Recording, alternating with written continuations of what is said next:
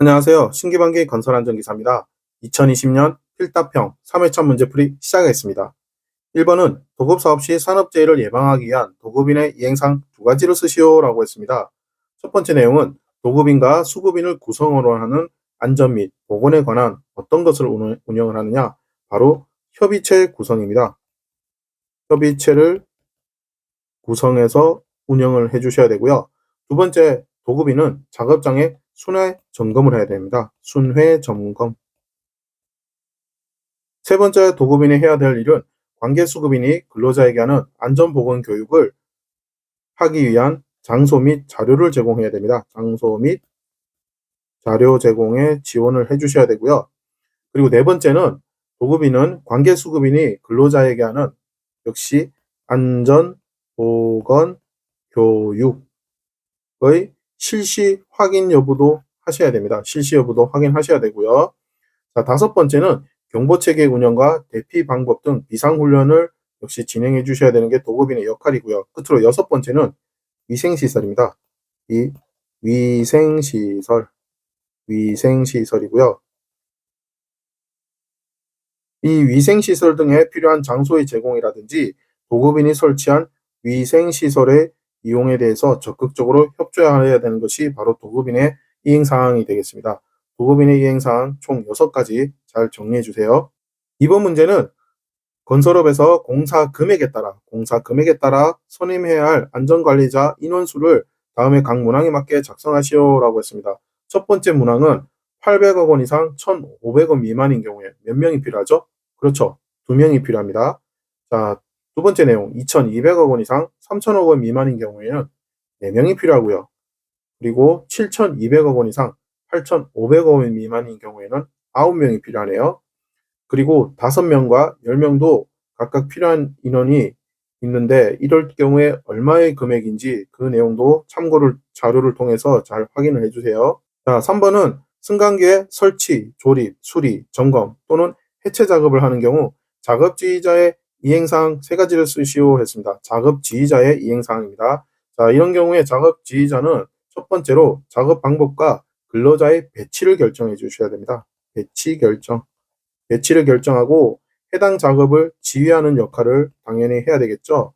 그리고 두 번째는 재료에 대한 부분인데요. 이때 재료에 대해서는 재료의 결함 유무 또는 그리고 기구라든지 공구의 기능 부분도 점검해 주셔야 되고요. 그리고 무엇보다도 불량품을 제거해야 되겠죠. 불량품 제거.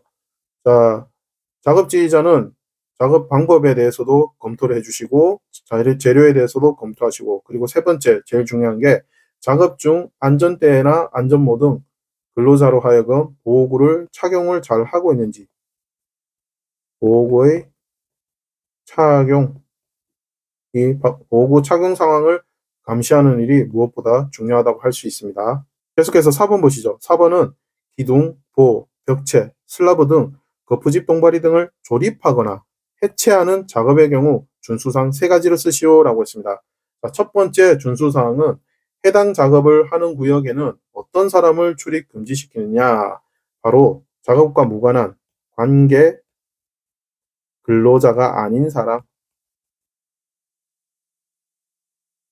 사람의 출입을 금지시켜야 되고요. 두 번째는 비, 눈, 그 밖에 기상 상태의 불안정으로 인하여 날씨가 몹시 나쁠 때는 그 작업을 어떻게 해야 되죠? 빨리 해야 되나요? 아니죠. 작업을 중지해야 됩니다. 작업을 중지시킬 것. 이것이 두 번째가 되고요.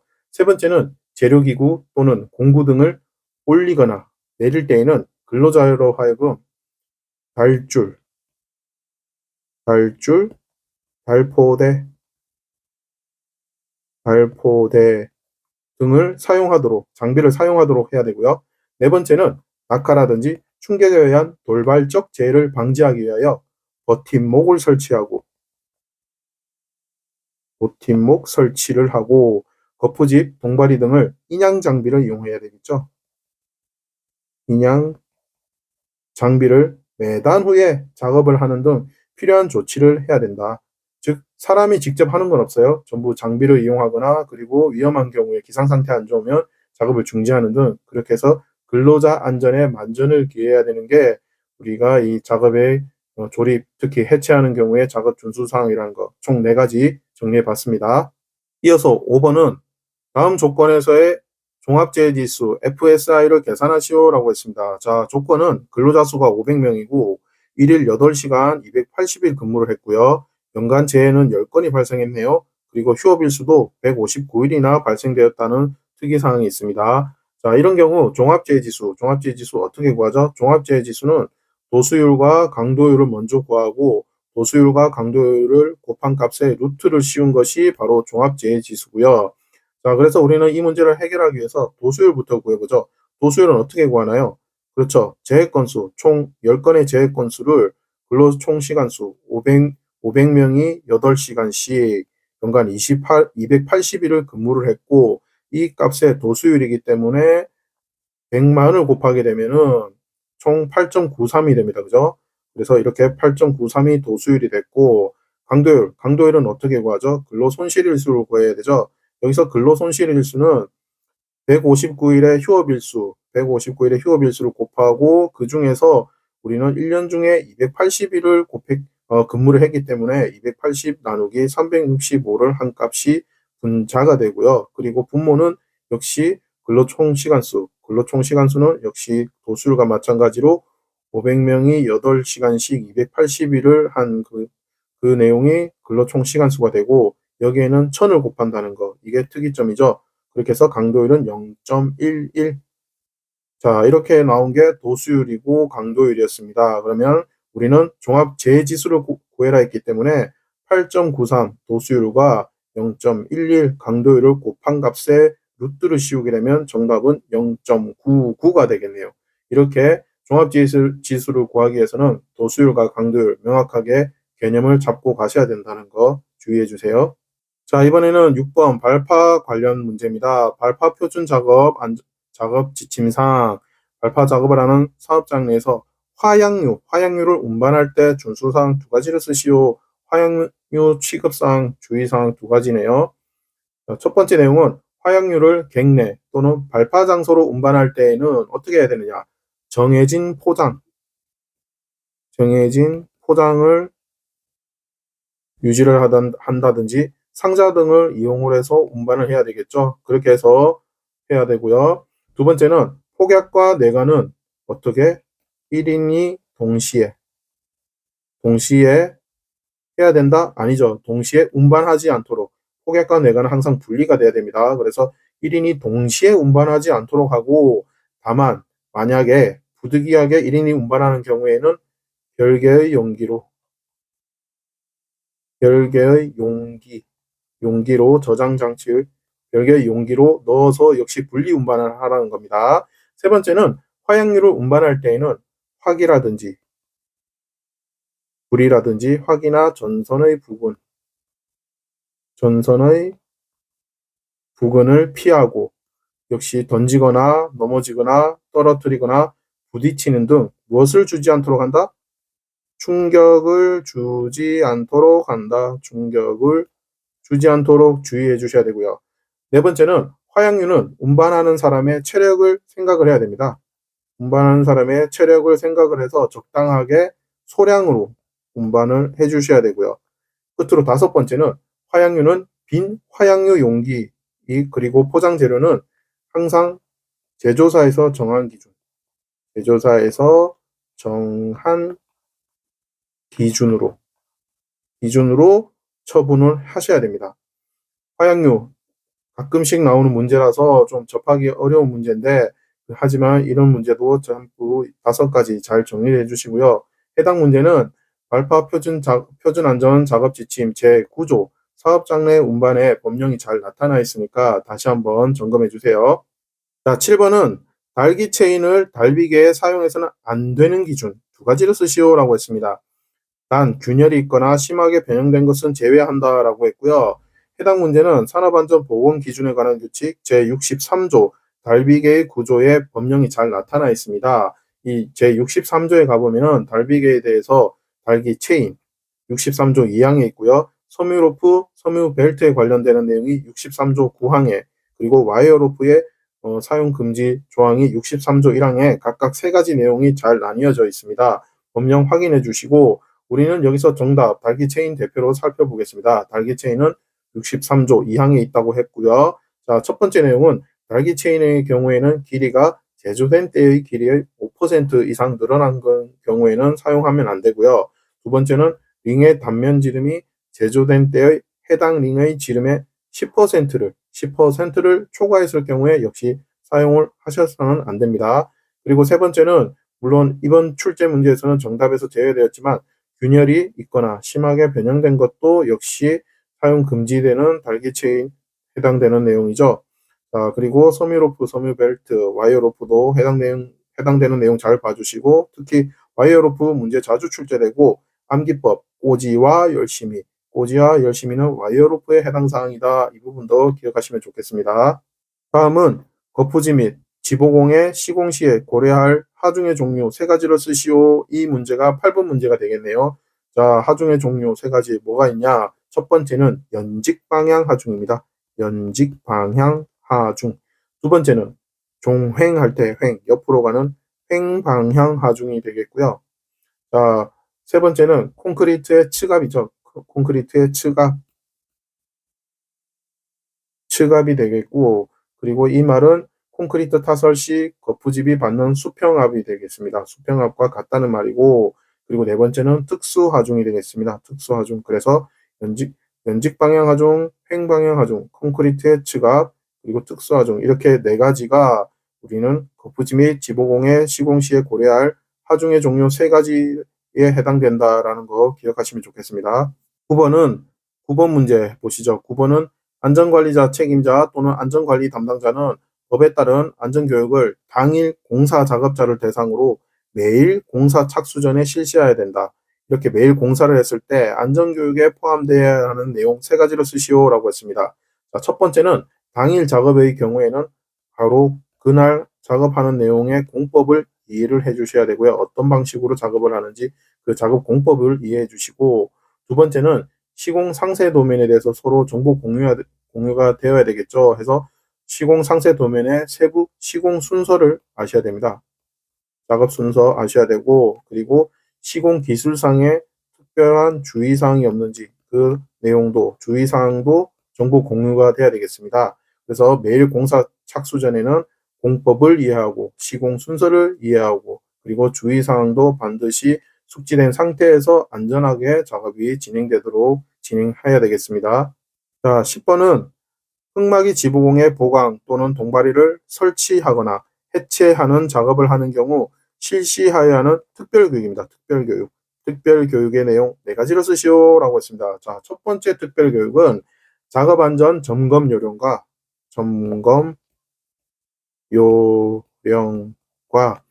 그리고 방법에 관한 사항에 대해서 교육을 해주시고요. 두 번째는 동바리의 운반, 취급, 그리고 설치 시에는 안전 작업에 관한 사항도 교육하셔야 되고요. 세 번째는 해체 작업 순서를 교육하셔야 됩니다. 해체 작업 순서 교육을 해주셔야 되고, 그리고 그 해체 작업 순서에 대한 안전 기준에 관한 사항도 교육하셔야 되고요. 끝으로 보호구 취급 및 사용에 관한 사항도 특별교육에 포함된다는 거. 그래서 특별교육 4가지 이렇게 잘 정리해 주세요. 자, 11번은 안전보건 표지판 그리는 문제네요. 독십자 표지를 그리시오라고 했습니다. 단 색상 표지는 글자로 나타내도록 하고 크기에 대한 기준은 표시하지 않아도 된다라는 조건을 제시를 했고요. 자, 우리는 검정색 볼펜으로 답안을 쓰기 때문에 색상 표시는 글자로 직접 기술해 주시면 되겠고, 자, 녹십자 표지 어떻게 그리죠? 그렇죠. 자, 둥근 원형 안에 테두리는 둥근 원형이 되고 그 안에 십자가 표시를 해주시면 되고 그렇게 그림을 그리시고 이때 바탕색은 어떻게 되죠? 바탕색은 흰색 바탕이죠. 흰색 바탕에 자, 도형 부분, 둥근 원형과 그리고 십자가의 도형 부분은 바로 녹색이 되겠습니다. 그래서 녹색 이렇게 기재를 하시면 되겠습니다. 자, 12번 문제는 고소 작업대를 사용하여 작업하는 경우 작업하는 경우에요. 고소 작업 때 작업하는 경우 준수사항 두 가지를 쓰시오라고 했습니다. 첫 번째는 작업자가 안전모와 안전대를 착용해야 되겠죠. 안전모와 안전대를 착용하도록 지시를 하셔야 되고요. 그리고 두 번째는 관계자 외 다른 사람, 관계자의 자가 어떻게 작업 구역 내에 들어오지 않도록 작업 구역 내 해당 장소에 들어오는 것을 방지하기 위한 필요한 조치를 하셔야 되고요. 세 번째는 안전한 작업을 위하여 적정 수준의 조명이죠. 밝기의 정도, 조도를 유지해 주셔야 되고요. 그리고 네 번째는 전로에 근접하여 작업을 하는 때에는 작업 감시자를 배치해야 됩니다. 작업 감시자를 배치하는 등 감전사고를 방지하기 위하여 필요한 조치를 해야 되고요. 다섯 번째는 작업대를 정기적으로 점검하고 붐이라든지 작업대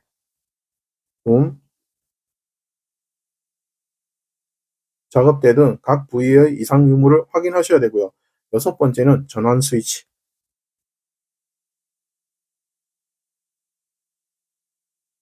전환 스위치는 다른 물체를 이용하여 고정하지 않도록 주의하셔야 됩니다.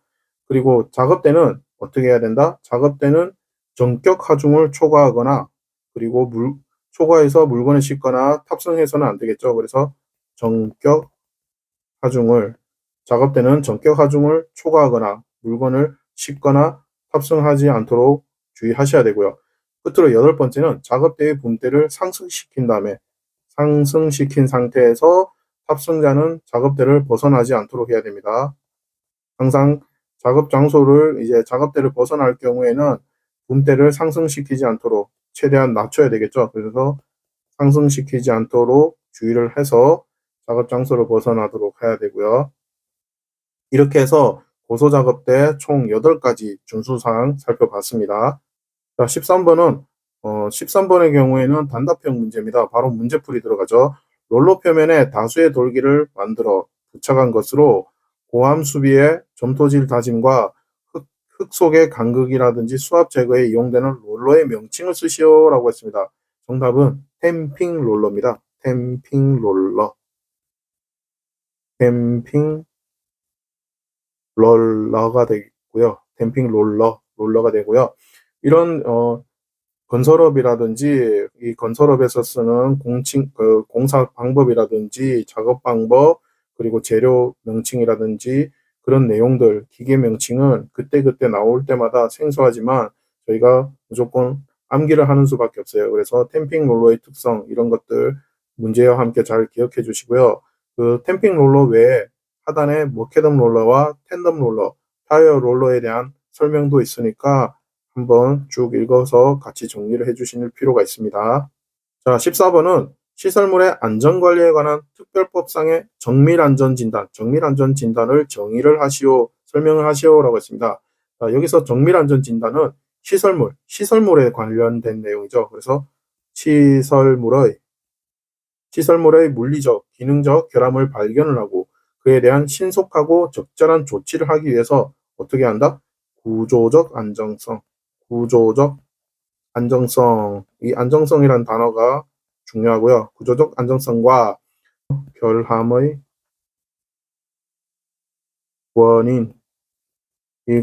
원인을 조사, 측정, 평가해서 결국에는 보수, 보강하는 방법을 제시해야 되겠죠.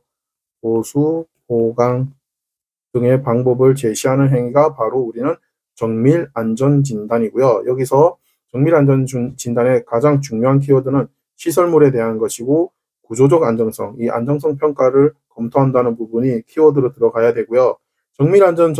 정밀안전진단과 비슷한 말이 바로 정밀안전점검이 있죠. 정밀안전점검.